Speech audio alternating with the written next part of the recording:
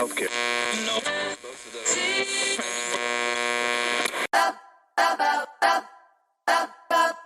Trying to get a lot of dough. Anything is possible. Turn me up in the headphones. Yeah. Trying to get a lot of dough and dirt through all the obstacles, cause anything is possible. Yeah. Oh man, I got a lot of gold. Stack that bread and vomit nose. Anything is possible. Yeah. Trying to get a lot of dough and dirt through all the obstacles, cause anything is possible. Hey. Oh man, I got a lot of gold. Stack that bread and vomit nose. Anything is possible. Hey. I grind to get a lot of dough and dirt through all the obstacles, cause anything is possible. Yeah. Oh man, I got a lot of gold. Stack that bread and vomit. What's up, everybody? I know it's been a minute. It's the big guy here, culturally dysfunctional. Yeah, a lot of things been going on in my life, so I want to share a few of those things. Look, let's talk about diabetes. Yeah, it's real. I don't have diabetes, but prediabetic is what they call it. You know, when they tell you can't drop things cold turkey, well, I did. You know, I never been a sickly person, and you know my career, the things that I do, also depend on my health. Diabetes is one of those things that would interfere with that. I went to the doctor for a physical, exam. Never felt anything wrong. If I did, I didn't know it. That night while at work, I get a call from my doctor and tell me my sugar was 400. I don't know what that means. I don't know. If it don't hurt, nothing feeling wrong, I don't think nothing about it. Okay, my sugar 400. He tell me that, so when he called me, I know there's a sense of urgency. Something wrong. So then I go back, I think that next day, a couple of days or something. Yeah, then that's what the news was. So now I gotta do something new, like change my diet, exercise. Cause, in one part of my career, I also drive trucks, so I can't have that problem. So I begin to start working on that. I know a lot of times I be on the road, I stop and get fast food, Cokes and stuff at every Love's along the way. Snacks, burgers and all that type of stuff. Then when I get home, I'm doing the same thing in the morning time, the evening time, all day, because I didn't never cook. Never ate right. But that right there will make changes. Didn't exercise much. Well, I didn't exercise really at all. Every now and then, a few minutes here, but not enough. But once that news broke and I seen what all diabetes can do to you, what you have to go through, I drink more water. I haven't drunk a soda in weeks now. I'm basically off the candy and the cakes. I might try a piece of cake, like I did this morning. I tried a piece of it, but that's it. And so now I got to learn what to eat and what not to eat. That's going to be a challenge. But I know I'm not eating the things that I used to eat. And now I got to learn, how to cook certain things. I got to start cooking. Even though I didn't like going to fast food anyway, but since it was convenient and fast, that's all I was doing. So now it's been cut out. The meat, I definitely done cut back and trying to cut off the meat. You have the meat, bread, pasta, and that's what they say that contributes to it. I'm cutting back. But yeah, when I see the problems that right there can do, diabetes, what it can do to you, can change your whole life. I've been trying to exercise more, trying to get it in.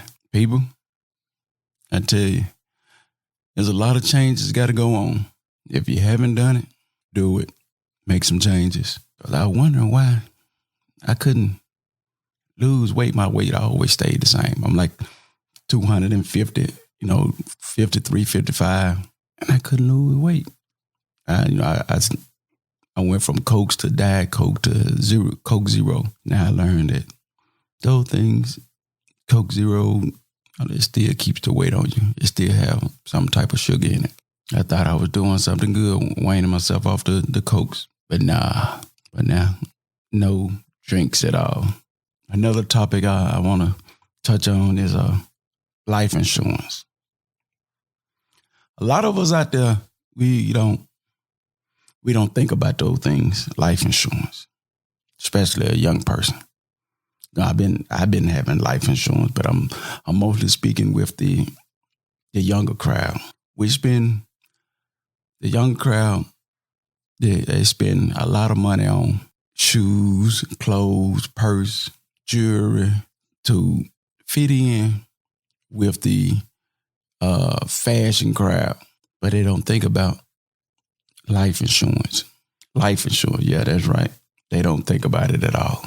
And so many young people are passing away these days from violent crimes and drugs and different things like that. And it's leaving it to a relative or GoFundMe's or things like that to bury them. That brings a strain on the family members. So how do we get them focused on things like that? Because once you get to either a certain age or get some kind of health problem, that life insurance get expensive. Yeah, they don't want to pay it. No, the insurance don't want to pay it. The young folks ain't gonna want to pay it, but you're gonna have to get in it while you're in good health. You got the money, you're working, you can get your a term policy. You don't need a whole life. Get you a term. It's much cheaper than the whole life. We got to focus on things in life that are important. And life insurance is one of them. Being in good health is another one. Move on from the materialistic things of fashion. Let those be the last things. Once you got all the important things out the way, we got to prioritize. Get that life insurance. Buy your home. Got to prioritize in that order. Those other things, it come last because, even with the car, I see they spend a lot of money on cars. We'll go out and buy a luxury car to just show that they got this type of luxury car, but haven't bought a house yet. Our prioritization is backwards. We're living for other people instead of ourselves. We're looking for recognition, likes and views on social media. We trying to be that social media celebrity. So we tend to follow and go the wrong direction. We're twisted. So how do we get people on the right path, get to looking at the right things in life? Prioritize. So back January, I just lost my mom. And so during that time, a lot of things I had to learn about life insurance that I didn't think about, not think about, but didn't even know about. I paid for everything out of pocket, I haven't used the insurance, cause it have to wait on the death certificate and all that, but I still just went on paid out of my pocket. And the things you have to go through to settle the affairs of the relative. We got to put things in place while we're living to make it easier on a relative, family member that's going to be tasked with the job of burying you. So I think all families need to get together and discuss that. They need to get together and discuss that because that day will come. There are things going on in the world now. You never know. So we have to start preparing now for everything. So that means from, like if you working a job, then you got that last check there that you don't work for. How do you get that how do that family member get that check? Now you have to have, you have to have what you call it, from the courthouse to be able to get into those things, like get the last check, to get into the bank account, to take that money out of it, and all sorts of things. But at the same time, they tell me if that person has debt, and when you file that claim at the courthouse, all their creditors come at you. I don't know what all that entails. Are you legally liable for that person's debt if you file the claims? No, to be able to get the assets and be able to, do what you need to do. So you might want to look into that too. But it's a job. But we definitely need to get life insurance. Term life insurance. You don't need no big insurance policies. It's just enough to bury you. If you got a family or whatever, you want to leave some money to take care of some other things or whatever. You can do that also. But some people just go too far out. But you definitely need to get it, especially these young folks that they're living this life, and a lot of people know that they're living this type life as a gang member or doing wrong in the streets, in and out of prison. They definitely need one, since they ain't gonna do right. Okay, yeah, just wanted to touch on that. Life insurance is a need. Just like car insurance and all that. All right, let's get to the dysfunctional stuff that's going on in Jackson, Mississippi. I know a lot of y'all, you probably heard about it, but a lot of you probably haven't. They got this bill in Jackson, Mississippi, what they're calling the Jim Crow bill. It's a GOP controlled state house passing a bill that could heighten control over overwhelmingly white states leaders on a predominantly black community, according to Yahoo News. They established a separate court system, a part of the state's capital, the capital city, with judges appointed by the state chief justice and the area under the system jurisdiction patrolled by a state-run police force. The state's representative who proposed this legislation has said the bill is necessary to address rising crime. But opponents have slammed it as a racially motivated and branded it as an updated version of the Jim Crow law. A community that is more than 80% black, according to the U.S. Census Bureau, and that has elected its own judges for years. The Hines County Circuit Court, which currently has jurisdiction over the county that Jackson is located in, is composed of 4 judges who are elected by voters in the community to their position. But the legislation states that the Chief Justice of Mississippi Supreme Court would appoint each judge for the new court system to a 4-year term. Current Chief Justice is a white conservative, first appointed by former GOP Governor Haley Barbour. Let me see if I'm saying that right. The state-run Capitol Police are responsible for patrolling in and around state government buildings and in downtown, but the legislation would expand their jurisdiction to include wealthy shopping and residential area. The Associated Press reported it. Advocates of black community members of Jackson told the New York Times that she is worried that the Capitol Police and court system would not be accountable to the city's residents. Jackson has the highest murder rate of any major U.S. city last year, despite the number of homicides dropping from the previous year. So what this look like and what the black community is feeling and seeing, that the black community is not going to be treated right with this new law. The they're not going to be given a fair shake, a judge, according in the justice system. I feel like it's going to be some foul play. It can be some wrongdoing because, Mississippi has a history. And this word is going back to, according to the Black community, in Jackson, Mississippi. The fear is that the police are not going to be held accountable for their actions, which we know that's been going on. But now it's like they're going to get away with murder, even if they're on video and said they did it. That's the fear from the Black community. And it's like Jackson, the white community, is separating itself from the Black community because of the reason behind it. They say because of the crime rate. And basically in between the lines, you can see they're saying the crime rate is increasing because of the Black community. The Black community is what's bringing the crime.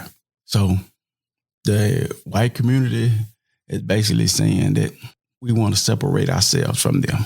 We got this side right here. We want to protect the rich, the wealthy, the white community, from the high rising crime of the Black community. And if you get in trouble over here, we're going to put an end to it.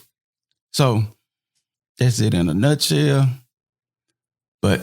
And if the state, if they're able to do this, the fear is that this type of system will spread to other states. We already know, Georgia already tried to basically block the Black votes, So if you have these bills start being passed, what the South would be like again.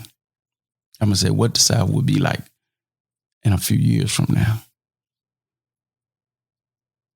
Will it be back to that Jim Crow era?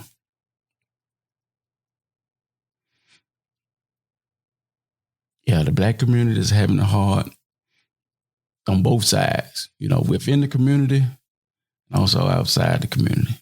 And we definitely don't want to go back to those times. So I'm just looking to see, watching and waiting to see what happens. But I think it's probably going to get bad. It's probably going to be bad. Because I see how, or what the white community is trying to do. They're saying, but it's only to protect them. So definitely some changes going to have to make it. It seemed like across the United States, freedom is being taken away. In a lot of situations. I don't mean to get political, but just had to speak on it. But freedom is changing, even more so. Just pay attention. This is because this is culturally dysfunctional. It's changing. So, until next time, here on Culturally Dysfunctional, I need everybody to stay healthy, get your life insurance, love each other, take care of each other, watch over each other. Let's all work together for the good and keep freedom alive. So until next time on Culturally Dysfunctional, peace. And I'm out. Here's the big guy.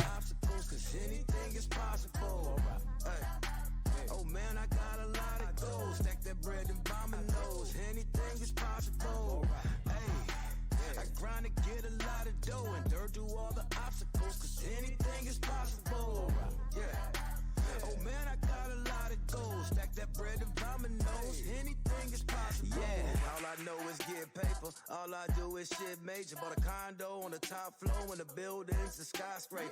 Feeling like I'm Kobe, LeBron for the Lakers. Feeling like I'm Idris, Paul Walker, Taker. New Rollie, no diamonds in it. New Porsche, all dimes in it. I'm infatuated with fine women. Corona extra with the lime in it. Just a chase to Henny. Used to be a penny pincher. Now I'm in plenty business. Grind hard, nigga, on guard. Grind hard, nigga, on guard. Yeah. We grind to get a lot of dough and dirt through all the obstacles, cause anything is possible. Hey. Oh man, I got a lot of goals. Stack that bread and buy my nose. Anything is possible. Hey. I grind to get a lot of dough and dirt through all the obstacles, cause anything is possible. Yeah. Oh man, I got a lot of goals. Stack that bread and buy my nose. Anything is possible. I lean with it, I rock with it. Locks under my socks fitted. Tahoe with the black tip. Houston girl, heavy accent, but my whole swag is magic. High five, fantastic. Make the money stretch like elastic. Making moves that you couldn't imagine. Eating, still watching my calories. Just to pull in that big boy salary. It's just the way that it has to be. I'm a bad boy, Mike Lowry. While I'm sipping this Henny, and all of my niggas is with me. Yeah, grind hard, nigga, on guard. Grind hard, nigga, on guard. Yeah. Grind to get a lot of dough and dirt through all the obstacles, cause anything is possible. Hey. Oh man, I got a lot of goals. Stack that bread and buy my nose. Anything is possible.